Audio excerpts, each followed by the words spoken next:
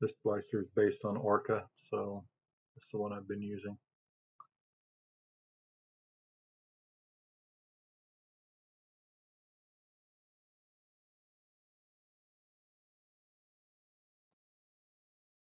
Once this comes up, I'll just go find that file.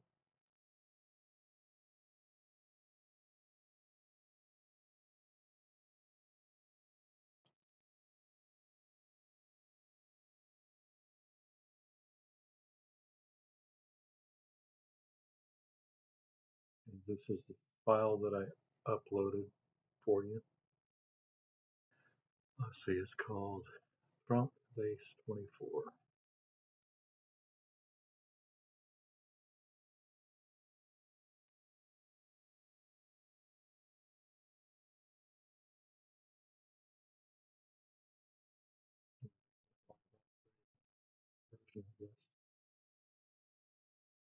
Okay, so there it is.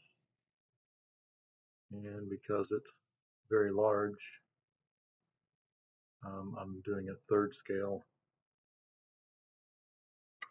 design for the lab. So I explained that in the document why I was using the gaps that I was using. And here you can see at 1/3 scale it fits on my printer. So then the variables that you have to be careful of are mentioned in the document, and I believe, oh yeah, I've changed materials. We'll leave it set to that material for now, but I'm going to change the print quality because that affects the gaps. Right. I'm not going to mess with anything else. Keep this as simple as I can. So, oh, I didn't mention I used this feature to lay on face, which is how I was able to snap to this face. And in the design process, I had that in mind as I was developing the features on the design, the ribs and clearance, or the mount and clearance for the servo and the spar. So you can see nothing runs parallel with this center line of the aircraft. So that was done on purpose. So now I'm going to come to the other tab, that's what it's called, others. I'm going to turn on spiral base, and it's going to turn off some features, which I'll just agree to. And now that that's done, I can slice it. Give it time to slice, generate the layers, generate the G code right here. You see the G code. And that's where I was doing the inspection. I don't remember if I corrected that little anomaly that I saw. I think I did. So then if you pull this down, you can see the results. Yeah, it looks like I corrected that. You can see the results of the slice. You can see that it's going to leave the part hollow. If you don't print in vase mode, this will be filled with what's called infill, and that adds weight and structural rigidity, but it may be unnecessary. By doing the design this way, you're in control of where the rigidity is and the amount of weight.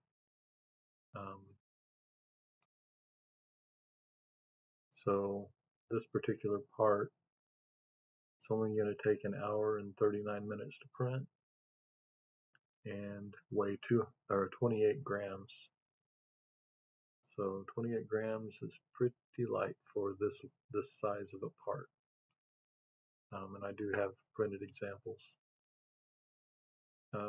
If I were to do this again, let's go back to prepare. We'll just do like a typical slice, not in vase mode. And turn that off and show you that if we're not in base mode, we're going to have to do some infill.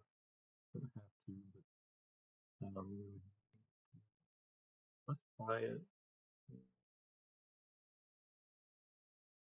Let's try it at like a default setting. So the infill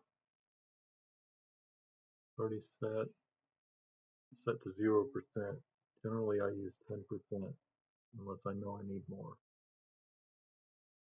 And I'll have usually 3 layers on the top shell and 3 wall loops. Let's do 1 wall loop, which is what a vase does. We'll do that so we get a good comparison of weight. And the infill, typically the most efficient will be gyroid, and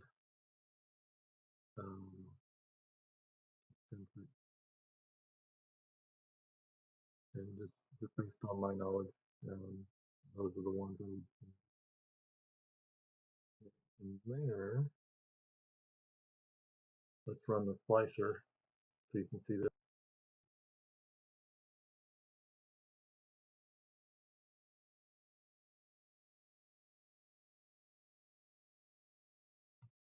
Okay, so now you can see the difference. Look at the amount of infill, the amount of material. It weighs 75 grams. So it's almost triple the weight by using a kind of a default design setup. So that's how you use the slicer.